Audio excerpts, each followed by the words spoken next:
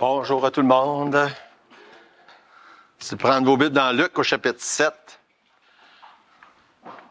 Toujours une joie de voir nos enfants, puis là, rendu à mon âge, nos petits-enfants en avant, puis de voir qu'ils sont sont encore dans l'Église, et on est content de ça.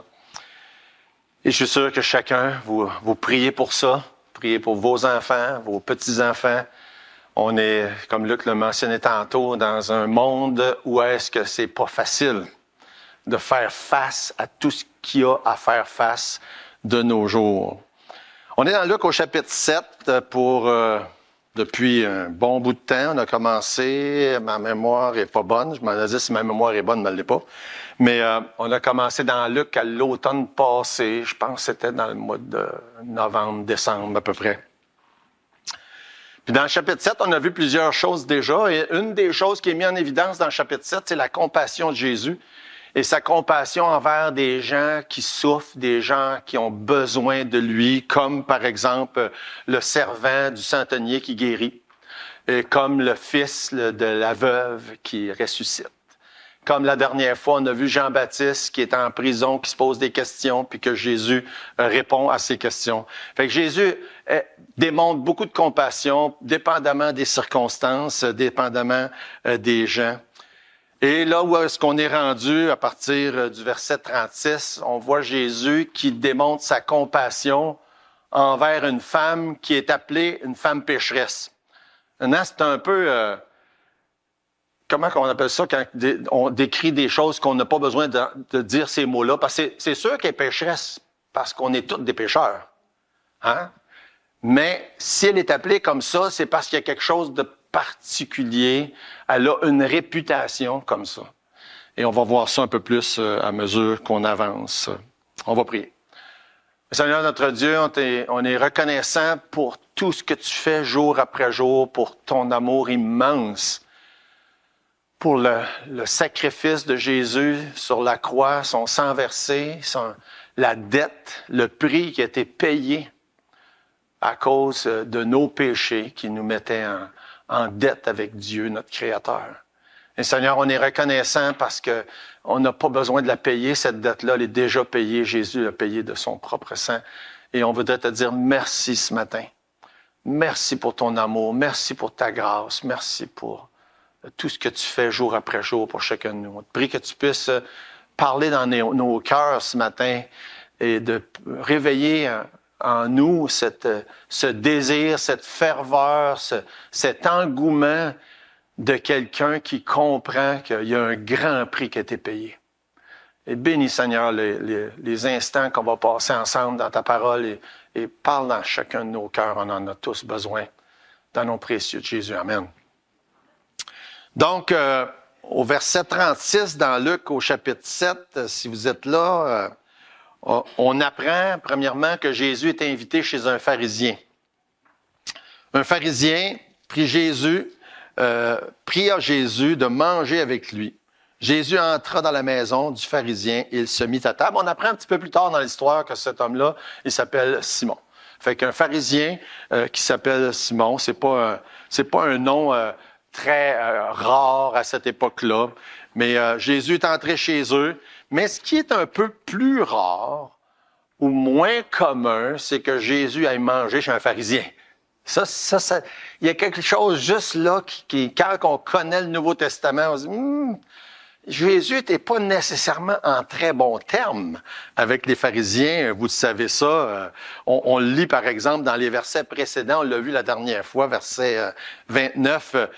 Tout le peuple qui l'a entendu, de même, les publicains ont justifié Dieu en se faisant baptiser du baptême de Jean. Mais les pharisiens, les docteurs de la loi, en ne faisant pas baptiser par lui, ont rendu nul à leur égard le dessein de Dieu. Et puis, on voit là, comme dans beaucoup d'autres passages, que les pharisiens n'avaient pas du tout l'intérêt de savoir qui était Jésus, savoir qu'est-ce qu'il faisait. Ils n'étaient pas en bon terme. Eux parlant mal de Jésus, puis même que dans le même texte, là, il dit Jésus ça, il dit, vous dites de moi que j'ai un démon. Ça donne une idée.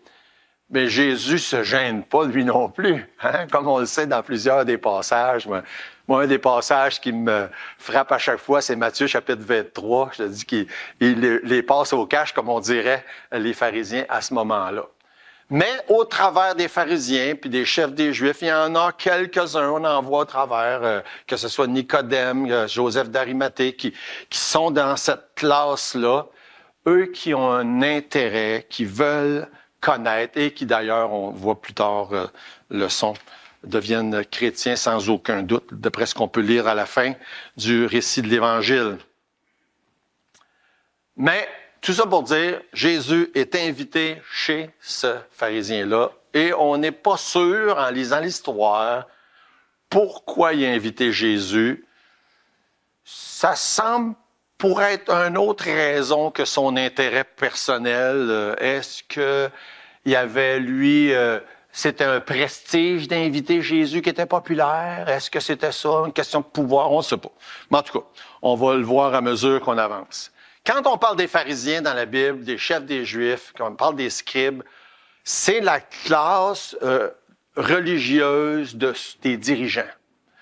Si on voulait appliquer ça à d'autres contextes, on pourrait dire, on comparerait les pharisiens à des curés ou des prêtres chez l'Église catholique. On pourrait les comparer à des imams chez les musulmans. La classe dirigeante religieuse dans des groupes quelconques. Et comme on sait, c'est pas juste de cette époque-là. Au travers de l'histoire, des 2000 ans d'histoire de l'Église, la classe dirigeante religieuse, en général, n'ont pas voulu observer puis suivre qu'est-ce que Jésus dit dans sa parole. Et par exemple, on n'a pas vu très souvent, ou en tout cas, on n'a pas entendu parler très souvent dans l'histoire des prêtres ou des curés qui se sont convertis, puis qui ont adopté l'Évangile, puis qui se sont séparés des fausses croyances. On en a quelques-uns, que ce soit par exemple Martin Luther, Jean Hus au Québec ou dans le milieu francophone, Charles Chiniki par exemple. Ce sont des exceptions. J'avais l'occasion cette semaine de parler avec quelqu'un qui est d'arrière-plan catholique, puis ça a venu sur ce sujet-là, puis c'était intéressant, il y avait comme pas jamais entendu parler, par exemple, de Charles Chiniki. J'étais pas surpris de ça, là. Il y a à peut-être plus petite échelle, ici au Québec, on a eu Joseph Tremblay. Hein. Est-ce qu'il y en a quelques-uns qui connaissaient le témoignage? Très peu. On a, je pense encore ici, en quelque part, là, des petits pamphlets avec son témoignage de Joseph Tremblay. Il venait du coin de Kamouraska, ces régions-là, Rivière-du-Loup, je pense. Mais vraiment, quelqu'un qui s'est converti à l'Évangile, puis qui était un enseignant avant ça, un curé. Fait que c'est un peu de quoi on parle. C'est pour ça que c'est juste pour se mettre dans le contexte, c'est ce à quoi Jésus fait face et le genre de personnage qui est cet homme-là qui est appelé Simon plus tard et qui invite Jésus chez eux à venir manger avec lui. On voit par sa réaction, verset 39, ça dit, le pharisien qui l'avait invité, voyant cela, dit en lui-même, si cet homme était prophète, il saurait qui et de quelle espèce est la femme qui le touche. Il saurait que c'est lui, que c'est une pécheresse. Fait que vous voyez qu'il est pas mal sceptique. C'est le moins qu'on puisse dire, là. Il n'y a pas vraiment... C'est pour ça qu'on n'est pas sûr pour quelle raison vraiment, quelle était sa raison d'inviter Jésus cette journée-là. Mais il est en train il met clairement en doute le fait que Jésus est un prophète.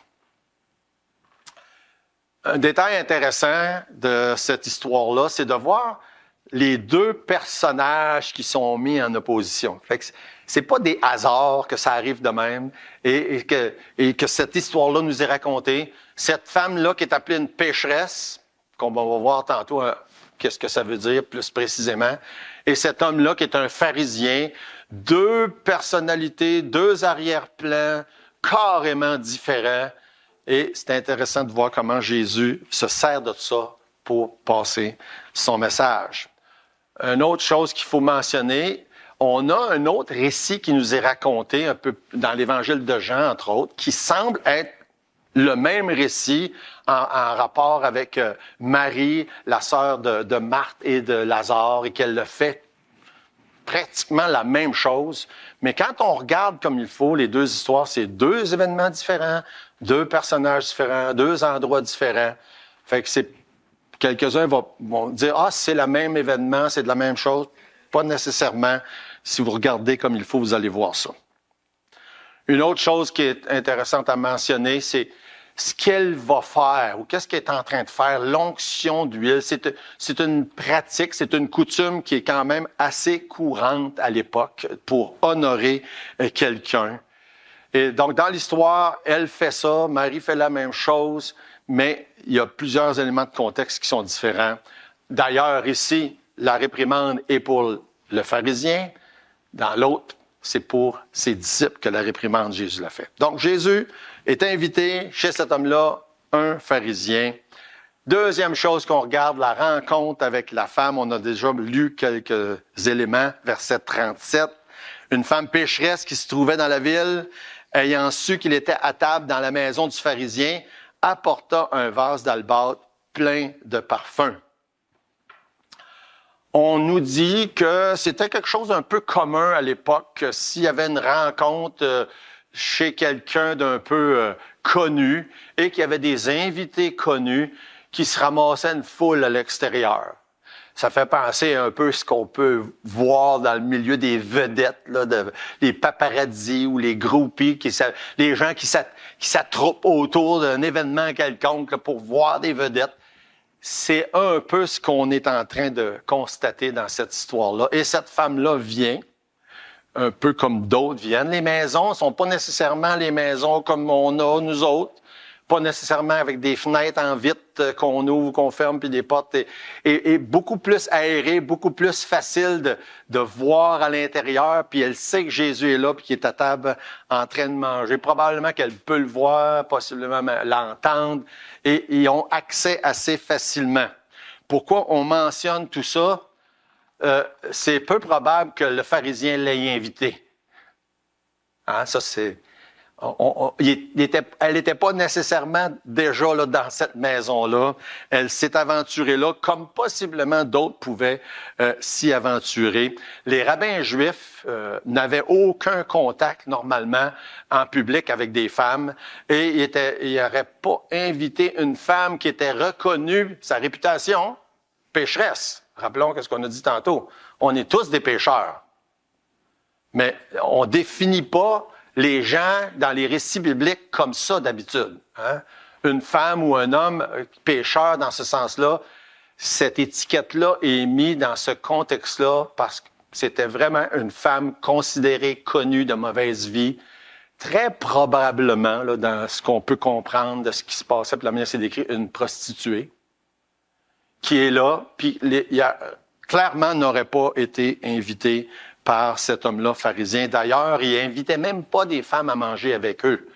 C'était pas courant, commun de faire ça à leur époque. Ça fait que tout ça pour dire, elle n'est pas invitée, mais elle s'invite. Puis elle se présente. Et dès le début, avant même qu'elle pose quelques gestes, que ce soit comme un malaise, là, en se présentant là chez ce pharisien. Ça nous dit à la fin du verset 37, elle apporta un vase d'albâtre plein de parfums. C'est quelque chose de précieux, quelque chose d'un prix énorme. Et puis ça se dit au verset 38, elle se tint derrière, aux pieds de Jésus. Elle pleurait et bientôt elle lui mouilla les pieds de ses larmes, puis les essuya avec ses cheveux, les embrassa, les oignits de parfum. Et c'est sensiblement ce qui se passe dans l'autre récit dans Jean, comme que vous pouvez le constater. Mais il y a plusieurs choses qu'on peut dire de cette femme-là. Elle est décrite comme une femme pécheresse et semble très évidemment accepte cette idée-là. Son attitude est clairement une attitude de repentance.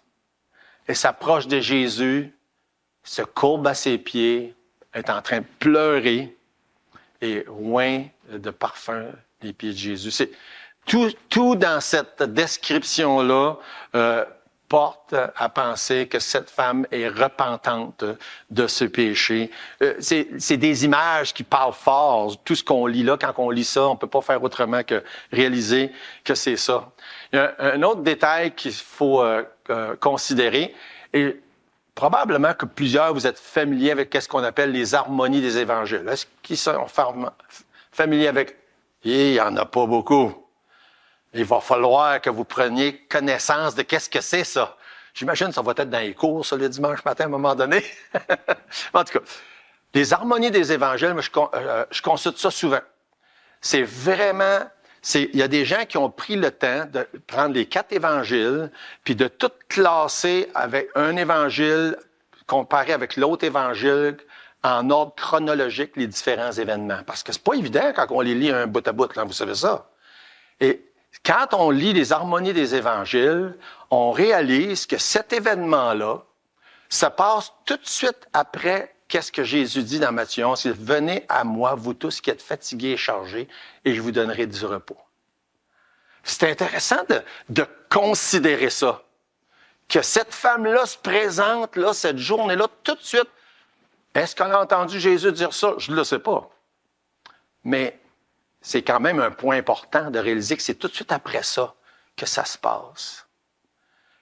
Et on assume que c'est ce qu'elle vient faire. Elle vient à Jésus parce qu'elle a un fardeau, des fardeaux, pour que Jésus lui donne du repos. Fait que c'est pour ça que je vous dis, c'est vraiment, en tout cas, vous allez, d'ailleurs, la plupart des Bibles avec des commentaires, ils ont déjà ça dedans. Harmonie des évangiles. Puis s'ils n'avaient pas dans vos Bibles, vous avez juste à faire sur Google Harmonie des évangiles, puis c'est facile à trouver. Je suis sûr que vous allez trouver ça intéressant. Moi, en tout cas, je consulte ça souvent, surtout parce que là, on est dans l'évangile de Luc depuis un certain temps, pour essayer de me situer où est-ce que ça se passe, ça, dans le temps, dans le ministère, dans les 3 ans de ministère public de Jésus. Fait que cette dame-là se présente, cette journée-là, chez le pharisien, dans des circonstances où on comprend qu'elle n'est pas nécessairement bienvenue. Elle rentre là, s'en va au pied de Jésus, en réponse, en tout cas si elle ne l'a pas entendu, mais quand même dans le contexte, en réponse à ce que Jésus a dit, « Venez à moi, vous tous qui êtes fatigués et chargés, et je vous donnerai du repos. Prenez mon joug sur vous et recevez mes instructions, car je suis doux et humble de cœur, et vous trouverez le repos pour vos âmes, car mon joug est doux et mon fardeau léger. » Et cette dame-là représente à peu près toutes les personnes qu'on pourrait imaginer, qui réalisent que le fardeau est pesant, puis ont besoin de Jésus pour le supporter.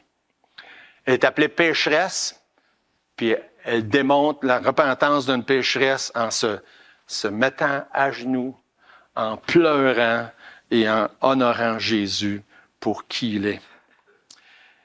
Elle vient à Jésus avec son ou ses fardeaux, tout comme chacun de vous, chacun de nous, on est invité à venir à Jésus avec nos fardeaux. Quand je lis ça, je trouve ça réconfortant puis rassurant qu'une femme qui est décrite comme elle est décrite, et qui, selon ce qu'on comprend, c'est une femme méprisée, rejetée dans la société. Mais quand elle vient à Jésus, elle sait qu'elle va avoir le réconfort, le repos, l'assurance que seulement Jésus est capable de donner. Et quiconque entend ou lit cette histoire-là doit réaliser que c'est pas juste pour elle, c'est pour toi, c'est pour nous, c'est pour chaque individu qui sait qu'il a besoin, que son fardeau est pesant. Jésus peut et veut te donner le repos que tu as besoin. Avec tes fardeaux, avec nos fardeaux, on peut venir à Jésus. Peu importe ce que les autres pensent. Je peux juste imaginer qu'il a fallu qu'elle se dise ça. Ben, peu importe ce que les autres vont penser. Moi, je m'en vais au pied de Jésus. Il n'y a pas de meilleure place d'ailleurs. Hein? Mon ami Claude Jutras, je l'ai entendu souvent dire ça. Il n'y a pas de meilleure place qu'au pied de Jésus. Et je pense que si vous connaissez pas le Seigneur encore, il faut réaliser que c'est la meilleure place à vous retrouver. Si on connaît le Seigneur, c'est encore la meilleure place pour chaque enfant de Dieu de se retrouver au pied de Jésus, aussi souvent qu'on en a besoin, aussi souvent qu'on réalise qu'on a des fardeaux. Il faut se retrouver au pied de Jésus. Fait que cette dame-là, elle exprime sa foi, sa repentance, un changement de cœur. Puis là, je suis en train de devancer l'histoire parce que là, on va regarder la prochaine fois la réaction du pharisien avant ça. Troisième chose, la réaction du pharisien. Il en profite encore une fois pour mettre ça en évidence. Il vient juste de le faire dans l'histoire précédente avec Jean-Baptiste. Verset 39, on l'a lu tantôt. Le pharisien qui l'avait convié, voyant cela, dit dans lui-même, celui-ci, s'il était prophète, saurait qui et quelle est cette femme qu'il touche, car c'est une pécheresse. Comme on voit tantôt, elle est décrite comme ça au début de l'histoire. Puis sa réputation est ça. Lui, il sait. C'est comme ça qu'elle est, cette femme-là. Mais qu'est-ce que ça démontre aussi? C'est que ça démontre que lui se voit pas pécheur. Et ça, c'est le problème encore pour tout le monde aujourd'hui. Tu vois les problèmes des autres, mais tu vois pas les tiens. Hein? Elle, les pécheresses. Ouais, mais toi. Le pharisien fait juste démontrer le problème que beaucoup de monde ont, là. On a tendance, même si vous êtes comme moi, je lis le Nouveau Testament, puis je dis, oh, les pharisiens, eux autres, hein, c'est des pharisiens. Hein. C'est quelque chose d'être un pharisien. Hein. Moi, mais j'ai peut-être une attitude de pharisien aussi. En plus, quand je pense, les pharisiens, hein? Parce que l'attitude de pharisien, c'est ça. Il voit le péché des autres. C'est clair qu'il ne voit pas le sien. Un autre élément à considérer quand on lit cette histoire-là, c'est quelle sorte d'attitude nous avons, moi j'ai, envers les personnes marginales, comme elle. Comment est-ce qu'on réagit vis-à-vis ceux que le monde considère des pécheurs, là? Hein? On est tous des pécheurs. Mais il y en a, on dirait qu'on considère plus pécheurs que les autres. Hein? Comment est-ce que j'agis, moi? Comment je traite ceux qui sont marginalisés par le reste du monde? J'ai-tu une attitude comme le pharisien? Je n'entends aucune réaction. Puis je ne m'attends pas d'en entendre non plus, là. Mais j'espère que chacun prend cette exhortation-là, chacun pour soi, pour dire, hey, j'ai-tu moi aussi? Puis je serais obligé de dire que ça m'est déjà arrivé, là. Avoir une attitude de pharisien vis-à-vis ceux qui sont marginalisés. Ceux qui sont considérés plus pécheurs que les autres. C'est une leçon pour chacun d'entre nous, ça. Comment est-ce que cet homme-là réagit envers cette femme-là? C'est pas la leçon principale, mais c'est une des leçons de cette histoire-là. Évidemment, on l'a vu tantôt, pourquoi est-ce qu'il a invité Jésus chez lui, puis évidemment, il est sceptique, il est en train de dire, Jésus ne doit pas être un vrai prophète, parce que sinon, il aurait réalisé que cette femme-là qui le touche, c'est une pécheresse, et voyons donc, c'est terrible, hein? Pécheresse. On ne peut pas avoir une pécheresse qui vient à Jésus, voyons donc. Hein? On peut-tu avoir une pécheresse qui vient à Jésus? J'espère, là, c'est le temps de réagir. Oui. Quelqu'un qui a une mauvaise réputation, peux-tu venir à Jésus? Oui. Quelqu'un qui est considéré par la société pire que les autres, peux-tu venir à Jésus? Oui. Est-ce que moi, ou est-ce que nous, on va l'approcher pour lui parler de l'Évangile? Je vous laisserai répondre.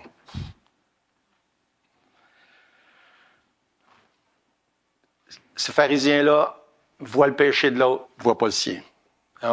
Jésus raconte dans Luc 18, qu'on arrive là, on le verra plus en détail, le publicain puis le pharisien. Hein? Puis un qui prie en public puis qui dit « je suis content que je suis pas bon comme le publicain, moi, que tu m'as fait pharisien, puis je suis donc content, je suis tellement bon. » Puis l'autre qui dit « Seigneur, je te demande pardon. » Le publicain qui voit son péché. Évidemment, Cette histoire-là, c'est la même chose. Le pharisien ne voit pas son péché. Et qu'est-ce qu'il fait en blâmant, en disant « Ah, elle est pécheresse, c'est terrible ». Il blâme Jésus. Hein? Quand on juge les autres comme ça, là, puis on voit les péchés des autres, on est en train de rejeter le blâme sur Dieu. C'est ça qu'il fait. Ah, ben là, Jésus n'est pas correct, il a accepté cette femme-là. Il blâme Jésus. Il se met jusqu'à douter la justice de Dieu parce qu'il voit le péché de l'autre et non pas le sien. On revient à la même question que tantôt, mais pourquoi est-ce qu'il a invité Jésus chez lui? Ben, je ne le sais pas. On pourrait extrapoler ça et dire, excusez, pourquoi est-ce que les gens vont à l'église? Hein? Pourquoi que quelqu'un va à l'église puis est prêt à entendre, mais pas vouloir mettre en pratique? Hein? C'est une bonne question. Il faut se poser la question de temps en temps, pourquoi je suis là? Pourquoi il a invité Jésus chez lui, mais quand évidemment, il n'y avait pas de l'air à croire qui Jésus est. Fait que c'est facile de voir des pharisiens puis les blâmer puis dire les autres sont comme ci, mais il faut se regarder soi-même, se regarder dans le miroir puis dire est-ce que moi j'ai une attitude comme un pharisien? On est rendu au verset 40. Jésus prit la parole, il dit Simon, j'ai quelque chose à te dire. Les dialogues, là, ça nous fait de réaliser, il est en train de dialoguer. Il me semble que je suis là, mais Jésus dit, Mario, j'ai quelque chose à te dire. OK? Oh. Oui, Seigneur. Qu'est-ce que tu veux me dire? Hein? C'est spécial, c'est ça qui se passe. Simon, j'ai quelque chose à te dire. Puis, évidemment, Simon dit, oui, maître, parle. Puis là, Jésus, il raconte une parabole, comme seulement Jésus est capable de faire, puis sait faire si bien. Verset 41, créancier avait 2 débiteurs. L'un lui devait 500 deniers, l'autre 50. Comme il n'avait pas de quoi payer, il quitta ou acquitta la dette à l'un et dit à l'autre, et à l'autre, je m'excuse. Il dit donc, lequel des deux l'aimera le plus? Hein? Un doit 500, il dit, t'as plus de dette. L'autre en doit 50, il dit, t'as plus de dette. Lequel va l'aimer le plus? Simon, répondant, dit, ben, j'estime que c'est celui à qui il a été quitté davantage. Il lui dit, tu as jugé justement. Évidemment, il y a un point à tout ça. Hein? Puis le point, entre autres, c'est que c'est pas juste pour le pharisien. Hein? Il y a un point à ça, puis c'est pas rien que pour le pharisien.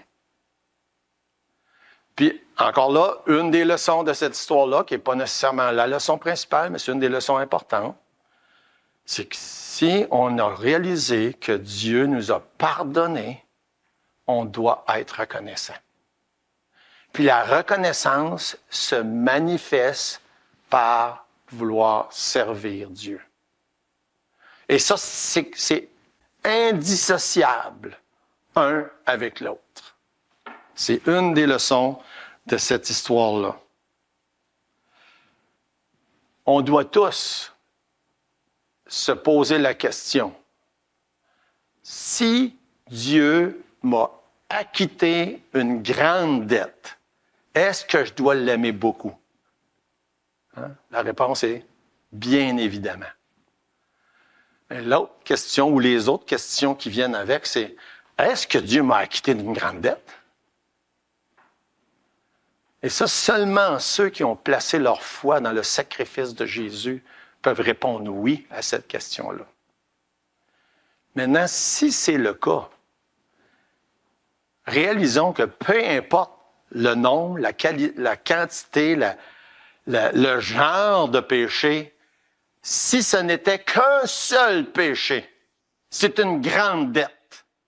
Et ça, c'est une des choses qu'il ne faut pas manquer quand on lit cette histoire-là. Jésus lance un principe. Si quelqu'un a été pardonné pour plus, il va aimer plus, excepté qu'on n'a pas été pardonné pour plus un que l'autre. On a tous été pardonnés égal. Parce que si c'était juste un péché, ça aurait été suffisant pour faire mourir Jésus à la croix. Et c'est pour ça qu'on doit tous aimer Jésus autant que c'est possible d'aimer Jésus. Et c'est un peu ça qui est la leçon de cette partie-là de l'histoire. Combien de péchés dois-je avoir commis pour être pécheur? Un seul. Combien de péchés dois-je avoir commis pour avoir une dette envers Dieu? Un seul. Et c'est comme ça. C'est celui qui a aimé, qui a été pardonné peu, va aimer peu. Celui qui a été pardonné beaucoup, va aimer beaucoup. Mais en tant que pécheur pardonné, on a tous été pardonnés immensément. Et c'est pour ça qu'on ne peut pas commencer à quantifier. Ah ben toi, c'est vrai, toi, t'as fait. Ah ouais, toi, t'en as fait des gros, là. Fait que toi, ça, c'est normal que t'aimes plus Dieu que. Ah, l'autre, il n'a quasiment pas rien fait de péché dans sa vie. C'est correct de ne pas aimer beaucoup Dieu. Pas ça que Jésus est en train d'enseigner, on comprend. Mais il est en train de montrer une leçon, puis c'est une parabole. Mais une parabole, c'est toujours là pour enseigner une leçon, mais non pas chaque détail de la parabole qui est en train d'enseigner quelque chose de spécifique. Mais que chaque pécheur doit être reconnaissant autant que cette dame-là a démontré cette journée-là. Parce que chaque pécheur a une dette. Puis là, cette histoire-là nous parle d'une belle et grande doctrine qui s'appelle la rédemption ou le rachat. Jésus, en tant que sauveur, en tant que Messie, en tant que Fils de Dieu, est mort et il a payé un prix. Le prix qui correspond à la dette. Puis la dette, c'est notre péché, qui est une atteinte à la gloire de Dieu, une atteinte à sa justice. Et c'est nos péchés qui nous condamnent. Puis nos péchés peuvent être envers bien des gens, mais ils sont d'abord et avant tout envers Dieu. Et cette dette-là, elle était comblée, payée à 100% pour tout le monde à la croix quand Jésus est mort. Fait que Jésus pose cette question-là pour faire agiter les méninges du pharisien et nos méninges à nous autres aussi, pour nous faire réaliser que si Dieu nous a pardonné, on lui doit tout notre amour. C'est pourquoi, verset 47, je le dis, ses nombreux péchés ont été pardonnés, car elle a beaucoup aimé, mais celui à qui on pardonne peu, aime peu. Et là, ensuite, il dit à la femme, tes péchés sont pardonnés. Je voudrais revenir, par exemple, je m'excuse, je suis un petit peu dévancé, verset 43, quand il dit, verset 42, il dit, lequel l'aimera le plus? Puis Simon, répond, oui, c'est celui qui a eu le plus de pardonné. Puis Jésus dit, oui, effectivement, tu as raison. Mais quand on lit tous les autres versets, puis je vais les lire, ça va être plus simple comme ça. Puis se tournant vers la femme, verset 44, il dit à Simon, vois-tu cette femme? Je suis entré dans ta maison, tu ne m'as point donné d'eau pour laver mes pieds, mais elle les a mouillés de ses larmes, les a essuyés avec ses cheveux. Tu ne m'as point donné de baiser, mais elle, depuis que je suis entré, elle n'a point cessé d'embrasser mes pieds. Tu n'as point versé d'huile sur ma tête, mais elle a versé du parfum sur mes pieds. C'est pourquoi je te le dis, ses nombreux péchés ont été pardonnés, car elle a beaucoup aimé, mais celui à qui on pardonne peu, aime peu. Et c'est un peu, le verset 47, des fois, peut un peu porter à confusion, comme si c'est le fait qu'elle a fait ça, qu'elle a été sauvée. Mais Jean-Jésus dit, c'est pourquoi? Il dit, c'est pourquoi je te le dis. C'est pourquoi je peux te le dire. C'est pourquoi c'est évident que ses péchés sont pardonnés, parce qu'elle a tellement aimé. Et non pas ses péchés sont pardonnés parce qu'elle a tellement aimé. Mais c'est pourquoi je te le dis, et non pas c'est pour ça que ses péchés sont pardonnés. Jésus dit, c'est évident, ça se voit. Son témoignage est clair. Regarde, là. Elle a tellement aimé parce que ses péchés sont pardonnés. Et c'est pour ça que Jésus, lui, au verset, le dernier verset de l'histoire, verset 50, Jésus dit à la femme, ta foi t'a sauvé. Pas parce que tu as aimé, t'es sauvé. Ta foi t'a sauvé. Parce que peu importe l'histoire, peu importe l'époque, c'est toujours à cause et par la foi que ça se passe. Mais comme Jésus dit au verset 47, il dit, je peux te le dire, c'est évident qu'elle était pardonnée. Parce que regarde sa réaction. Et moi, je vous pose la question ce matin. C'est-tu évident que tes péchés sont pardonnés? Jésus peut-tu dire la même chose de toi ce matin? C'est évident que, on pourrait prendre un, une, chacun. C'est évident que tes péchés sont pardonnés parce que tu aimes tellement Jésus. Tu es tellement dévoué à Jésus. Tu veux tellement servir Jésus. Pourquoi? Parce qu'il t'a tellement pardonné. N'importe qui ce matin qui peut dire, oui, je sais que mes péchés sont pardonnés parce que comme elle, j'ai placé ma foi en Jésus. Jésus devrait aussi pouvoir dire, regarde, je peux te le dire, lui puis elle, ses péchés sont pardonnés, regarde comment est-ce qu'il m'aime. Puis ça, c'est un commandement d'ailleurs que Jésus nous a donné, de l'aimer. Avec tout notre cœur, toute notre force, toute notre âme, toute notre pensée. Puis aussi d'aimer notre prochain. Et si tes péchés sont pardonnés, ça devrait être évident. C'est ce que Jésus nous montre dans cette histoire-là. Prions. Seigneur notre Dieu, merci pour une autre belle histoire dans ta parole qui nous enseigne tellement de belles choses. Je te prie, Seigneur, que ça puisse prendre racine dans le plus profond de chacun de nos cœurs, dans le mien comme dans le cœur de chacun d'autre, de ne pas avoir une attitude de pharisien vis-à-vis d'autres, de voir les péchés des autres sans voir ses propres péchés, de même questionner la justice de Dieu. Seigneur, donne chacun de nous un cœur repentant comme cette dame, puis un cœur rempli d'amour pour notre Sauveur et les autres. Dans le nom de Jésus, amen.